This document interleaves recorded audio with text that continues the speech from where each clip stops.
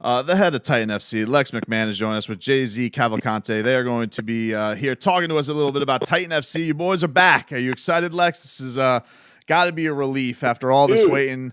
Finally, you get back to action, man. Are you excited? Sweet baby Jesus. We're back, baby. So you got Jay-Z. You're going to be doing your main event in this event with some combat grappling. Now, I have seen combat grappling in person. This is no bueno to me. You guys are doing the slapping. It looks absolutely brutal. Like right, it is. I'm telling you, man. I was like, whoa. I was like, because sometimes a slap it seems more disrespectful than a punch. I'm just like, the Stockton slap. You yeah, know? man. Yeah. So what? The Brazilian slap. It's even worse. I was practicing Lex today.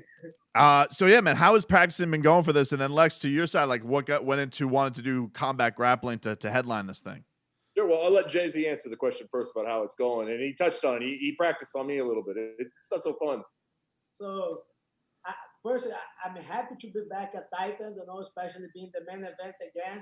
I fought for the title as well as the champion. So it's very nice for me to be back. Not just Titan being back, but me being back at Titan as well. And being able to entertain the people during this crazy time. The quarantine.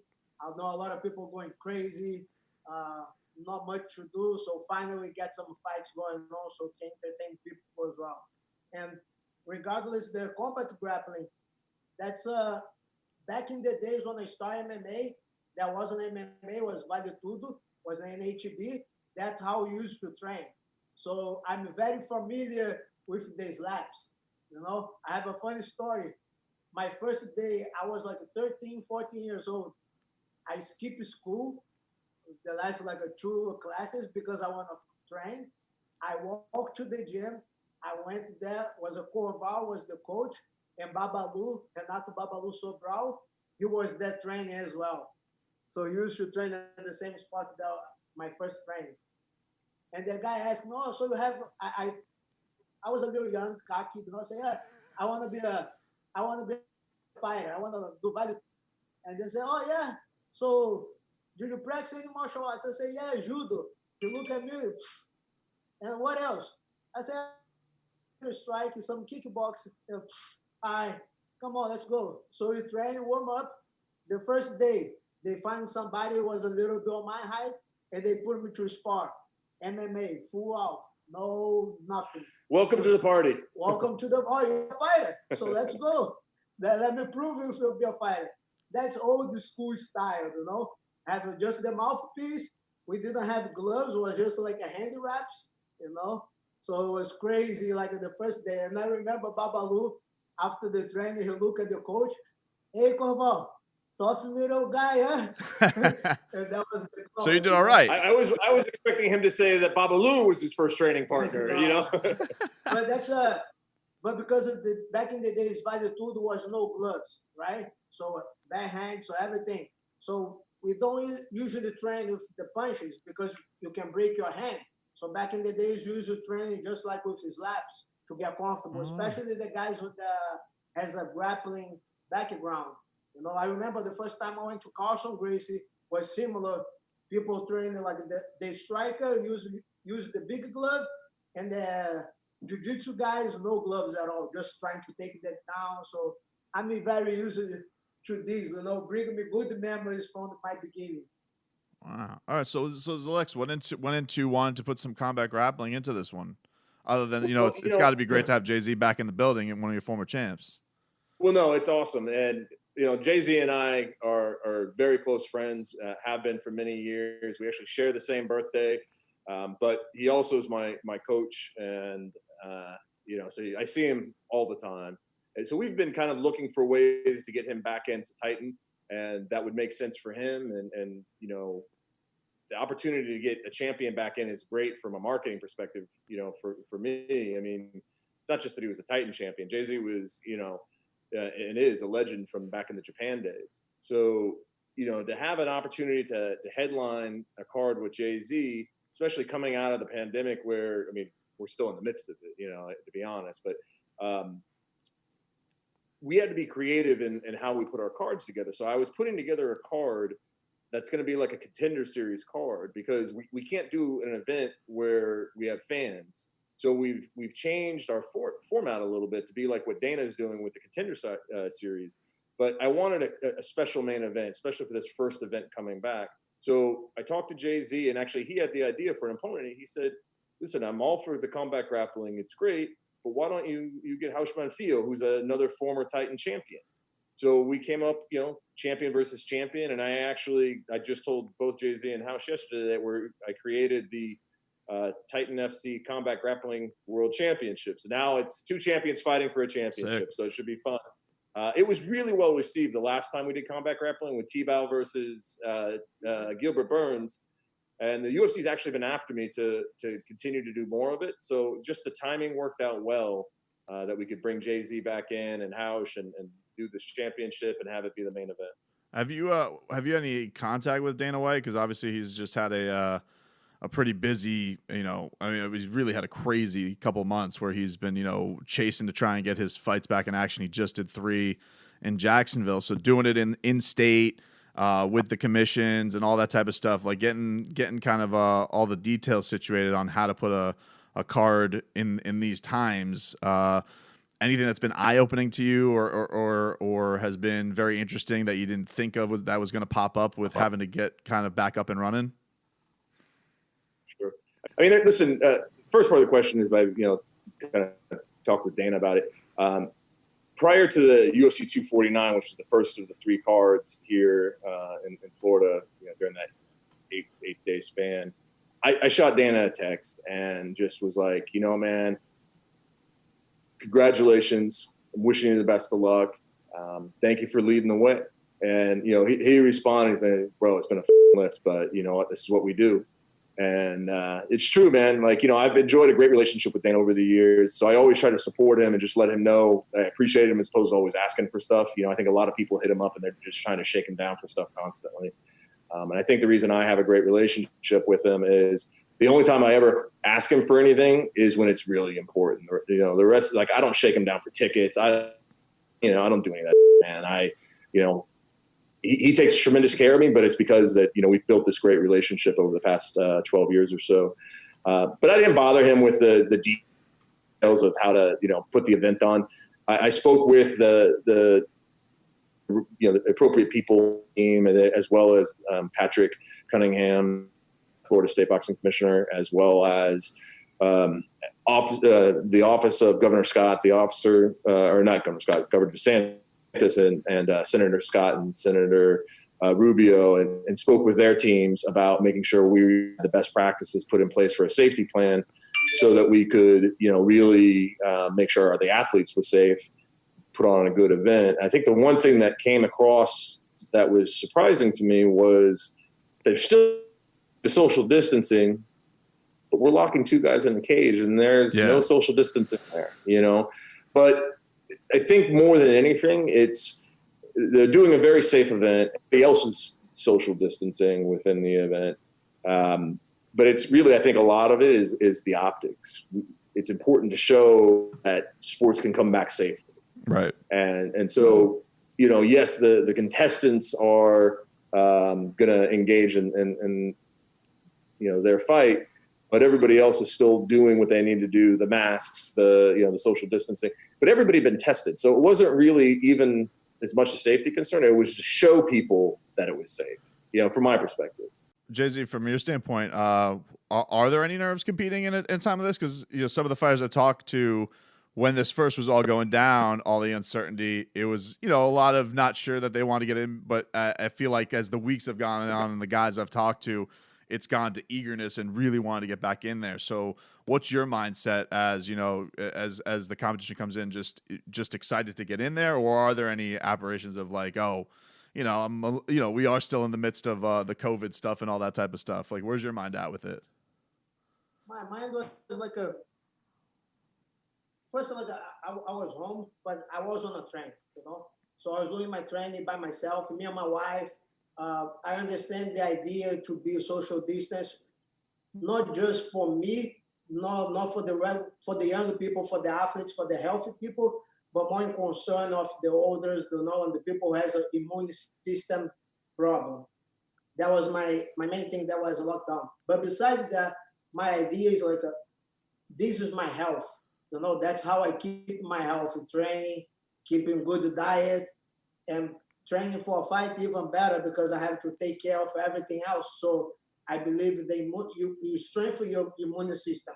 I believe when you lock somebody inside their house, just to stay there, like for me, just the first couple of days, I start like I need to do something.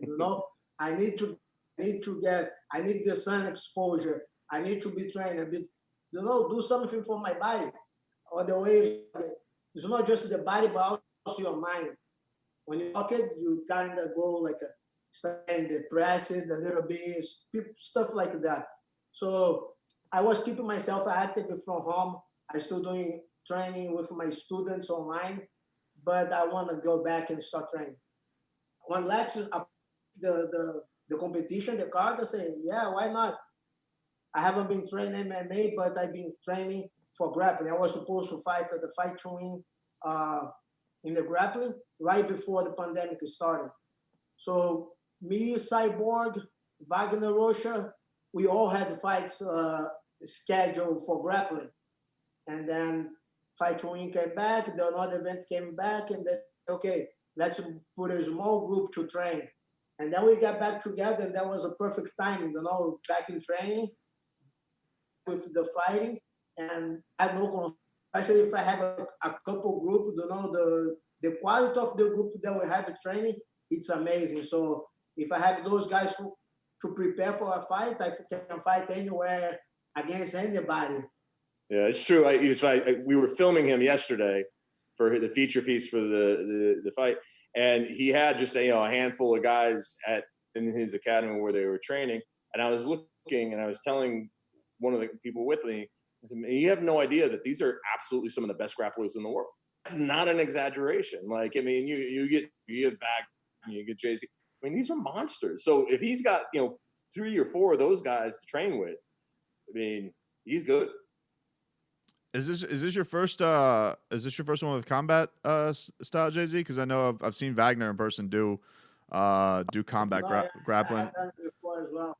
So is there any kind of difference that you're bringing into it with the mentality of I guess adding that kind of element to it, or because you have all that training background that you spoke about, like it doesn't feel like that big of a change to just a regular grappling match?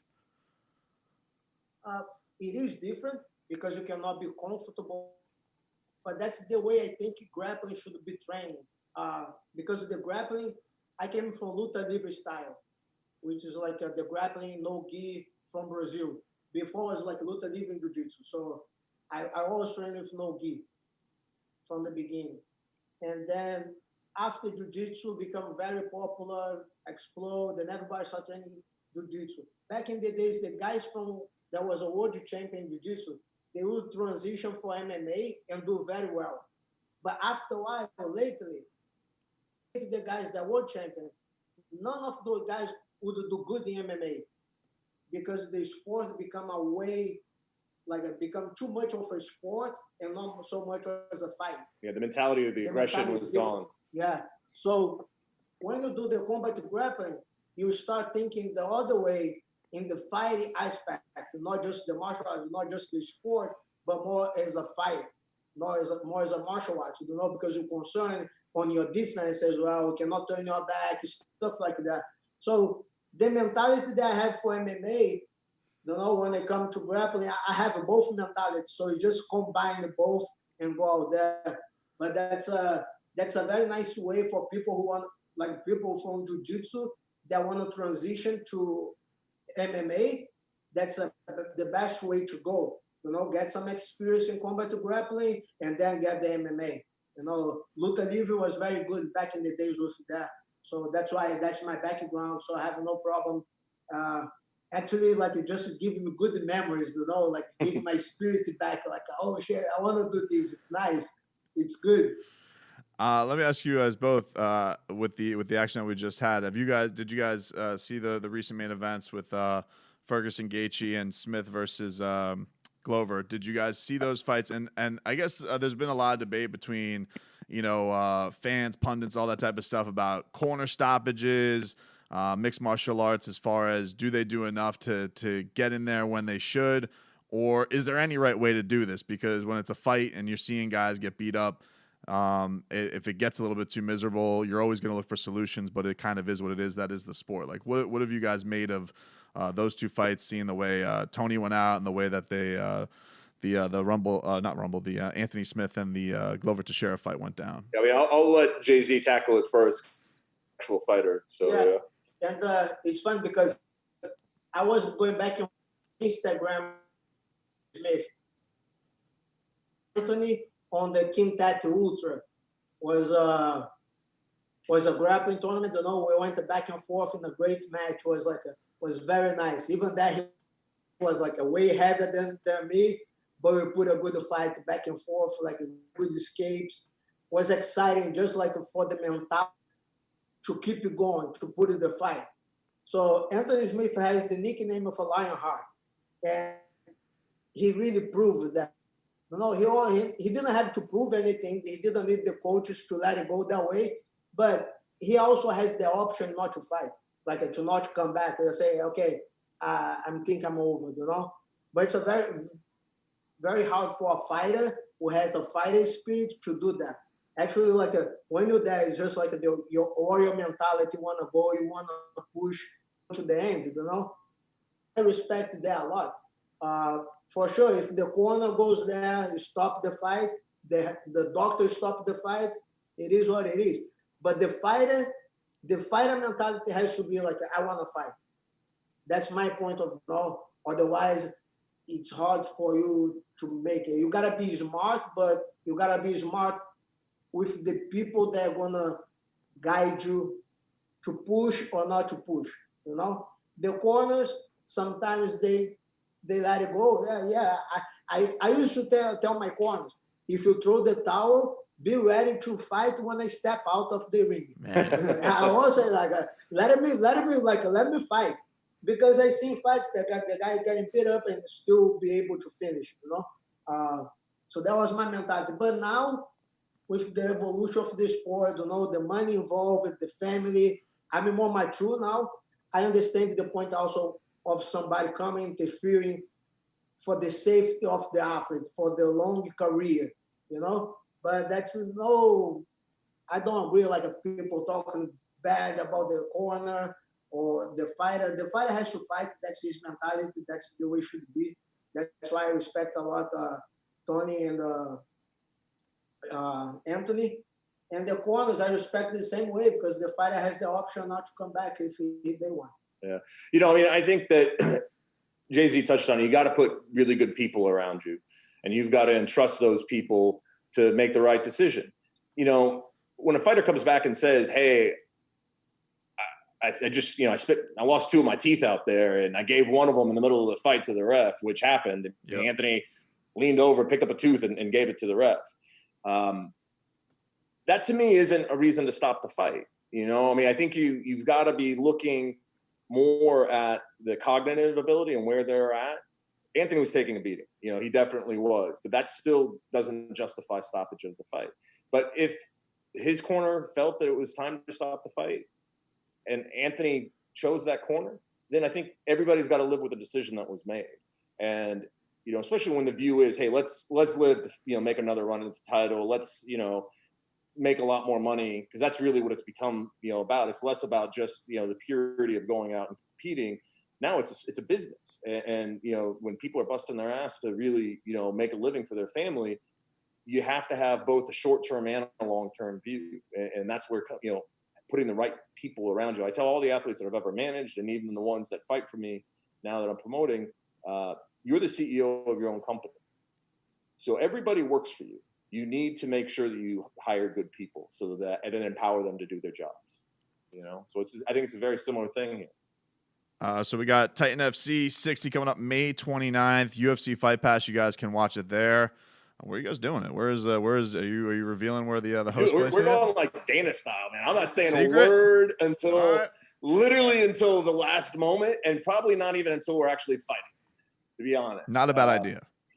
You know, just there's too many variables that I can't control.